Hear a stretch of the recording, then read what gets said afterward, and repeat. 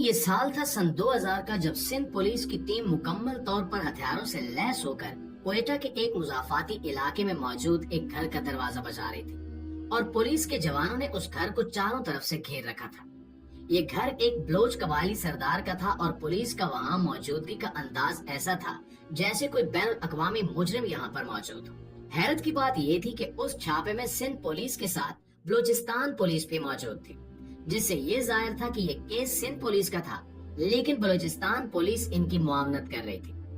دستک کے جواب میں کچھ دیر بعد دروازہ کھلا اور بلوچ قبیلے کا سردار ولی محمد دروازے پر نمودار ہوا۔ اسے دیکھتے ہی پولیس نے اسے اندر کی جانب دھکیلا اور چھاپا ماروں کی ٹیم گھر کے اندر داخل ہو گئی۔ یہ سب اتنا اچانک ہوا کہ اس بلوچ سردار کو سنبھلنے کا موقع تک نہیں ملا۔ کچھ ہی دیر میں پولیس فورس اس پورے گھر کو تلپٹ کر چکی تھی، اور گھر کے تہخانے میں چھپا کر رکھا ہوا ایک تابوت نما بڑا صندوق انہیں مل چکا تھا۔ ایک بختر بند گاڑی میں یہ تابوت رکھا گیا، اور ایک قافلے کی شکل میں ولی محمد کو گرفتار کر کے اس تابوت سمیت کوئٹہ سے کراچی منتقل کر دیا گیا۔ اس تابوت میں کیا تھا؟ یہ سوال اور اس تابوت میں موجود چیز آنے والے دنوں میں 3 ملکوں کو آپس میں جنگ کے دہانے تک لے آئی۔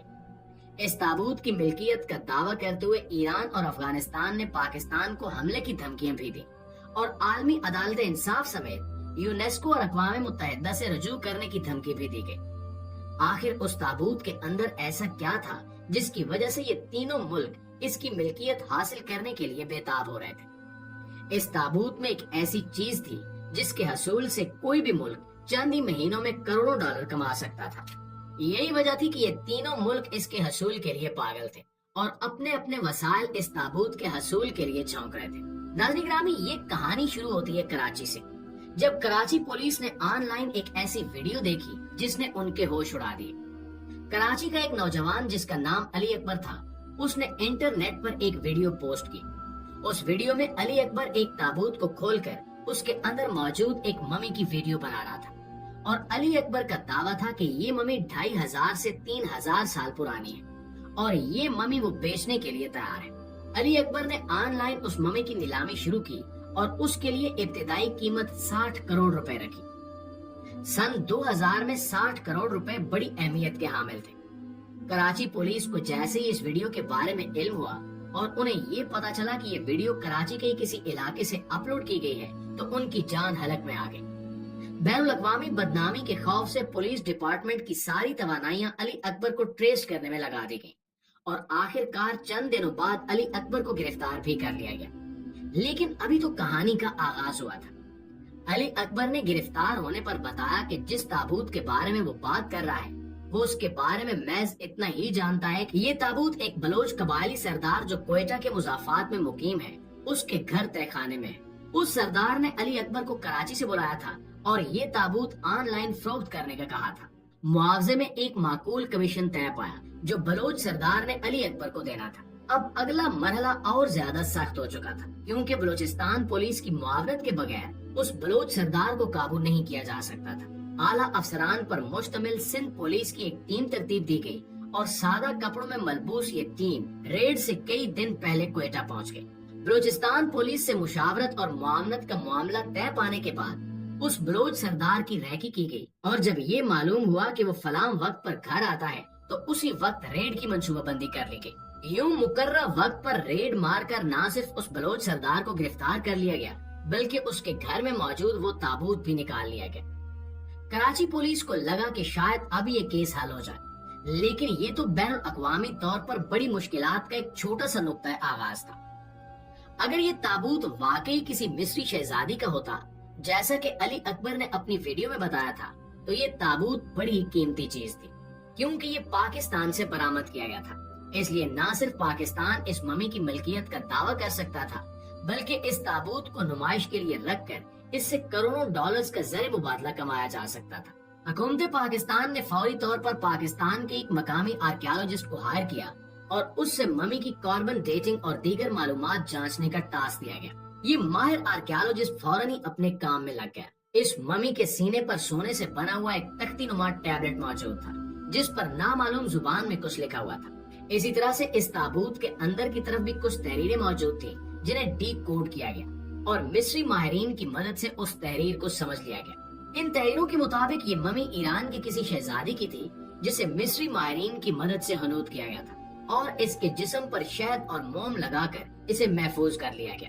کاربن ڈیٹنگ سے معلوم ہوا کہ یہ 2600 سال پرانی ممی ہے، یعنی کہ حضرت عیسیٰ علیہ السلام سے بھی 600 سال پہلے کی لاش۔ دوسری طرف ولی محمد سے تحقیقات میں یہ بات بھی سامنے آ گئی کہ اس ممی کو چند مہینے پہلے ایران میں آنے والے ایک زلزلے کے بعد زمین کھود کر نکالا گیا تھا اور اسے پاکستان سمگل کیا گیا تاکہ انٹرنیٹ پر بلیک مارکیٹ میں اس کو فروخت کیا جا سکے۔ اور جیسے یہ انکشافات ایران اور افغانستان کی حکومت کے علم میں آئے تو دونوں نے اس تابوت کی ملکیت کا دعویٰ کر دیا۔ افغانستان نے صاف طور پر کہا کہ یہ اس دور کی علامت ہے جب ایران پر افغانستان کی حکومت ہوا کرتی تھی، اس لیے یہ ممی ہماری ملکیت ہے اور یہ ہمیں دی جائے۔ ظاہر سی بات ہے کہ اس ممی کی فروخت یا اس کے اوپر لگنے والی نمائش سے بے تحاشا آمدنی متوقع تھی۔ دوسری طرف ایران کا موقف تھا کہ یہ ایرانی سرزمین سے نکالی گئی ممی ہے، اس لیے ایران کا اس پر مکمل حق ہے۔ ایران نے اس معاملے پر نہ صرف اپنی فوجوں کو بارڈر پر اکٹھا کر لیا بلکہ پاکستان کو کھلی جنگ کی دھمکی بھی دے دی۔ ایران نے یہ بھی کہا کہ ہم عالمی عدالت انصاف، یونیسکو اور اقوام متحدہ کا دروازہ بھی کھٹکھٹائیں گے اور پاکستان کو عدالت میں گھسیٹیں گے تاکہ ہمیں ہمارا حق مل سکے۔ اس سے پہلے کہ یہ چپکلش آگے بڑھتی، ایک اور خوفناک انکشاف ایسا ہوا جس نے اس پورے معاملے کا رخ ہی تبدیل کر دیا۔ ممی کے بارے میں مزید معلومات حاصل کرنے کا سلسلہ ابھی جاری تھا جب ممی سے بدبو اٹھنے لگی۔